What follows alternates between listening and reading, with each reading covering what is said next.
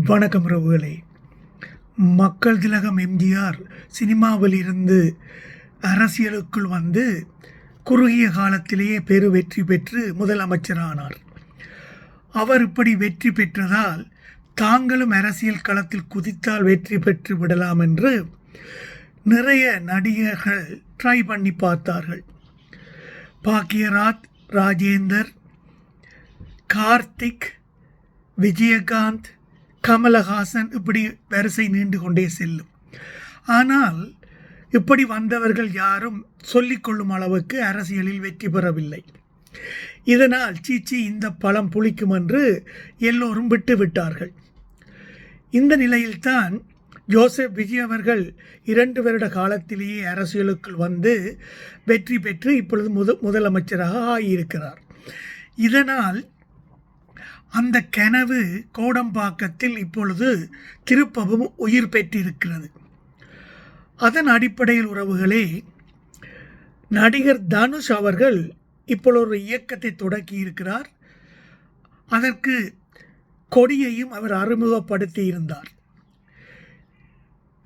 அண்மையில் திருவள்ளூரில் நடந்த அவரது பிறந்த நாள் விழாவில் அவரது நடை, உடை, பாவனை, பேச்சு இதையெல்லாம் பார்க்கும் பொழுது அவருக்கு அரசியல் கனவு இருப்பதாக வெளிப்படையாகவே தெரிகிறது. அவர் பேசும் பொழுது சொல்லியிருந்தார், நாங்கள் இப்படி ஒரு நடிகரின் கூட்டத்துக்கு வந்து செல்ஃபி எடுத்துட்டு போவதோடு நிப்பாட்டக்கூடாது, நிறைய நலத்திட்டங்களை செய்ய வேண்டும், எங்களுக்காக பல விடயங்கள் காத்திருக்கின்றன, குறிப்பாக எங்கள் இயக்கத்தை பெரிதாக்கி நாங்கள் ஒன்றுபட்டு வருங்காலத்தை நோக்கி முன்னேற வேண்டும் என்றெல்லாம் பேசியிருந்தார். எல்லோருக்கும் மாதிரி அவருக்கும் அரசியல் ஆசை வருவது அது அவரது உரிமை. ஆனால் அவருக்கு அரசியலில் குறுகிய காலத்தில் வெற்றி ஏற்படுமா என்பது கேள்விக்குறி. ஆனால் அவர் 2031 தேர்தலை குறிவைப்பதாகத்தான் செய்திகள் கசிகின்றன. அவர் சிறந்த நடிகர்.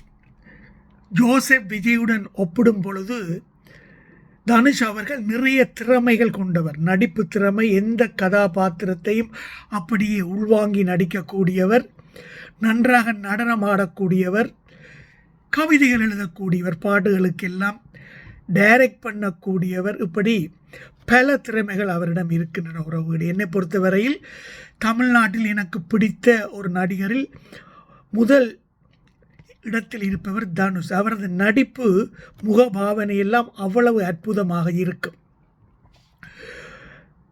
அவரது மாமனார் ரஜினிகாந்த் பல காலமாக சினிமாவுக்கு வருவதாக சொல்லி பிறகு விட்ரோ பண்ணி கொண்டார்.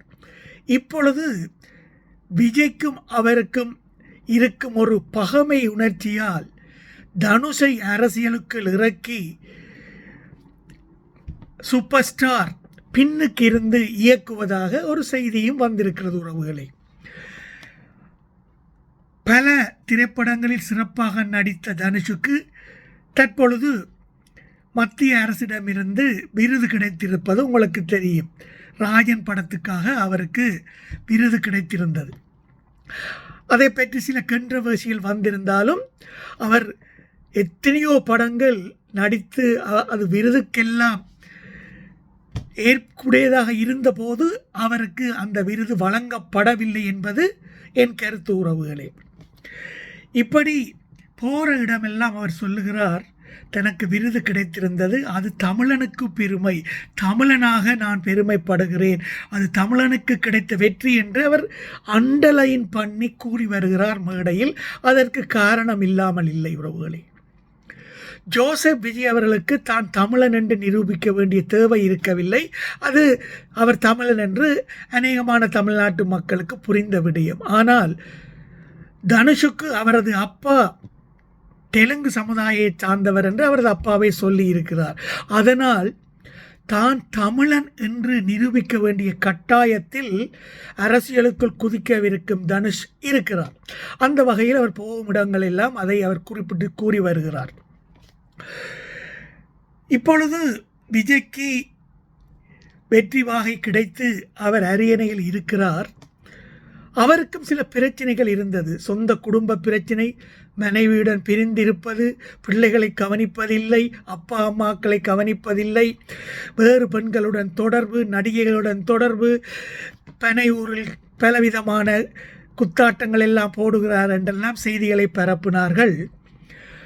ஆனால் அதை எதையுமே இந்த இளம் சினிமா போதையில் உள்ள வாக்காளர்கள் கண்டுகொள்ளவே இல்லை. கண்ணை மூடிக்கொண்டு வெறித்தனமாக ஜோசப் விஜய்க்கு வாக்கு செலுத்தினார்கள். அதை பார்க்கும் பொழுது உறவுகளே, இந்த காலத்தில் இளைஞர்கள் எதையுமே பார்ப்பதில்லை.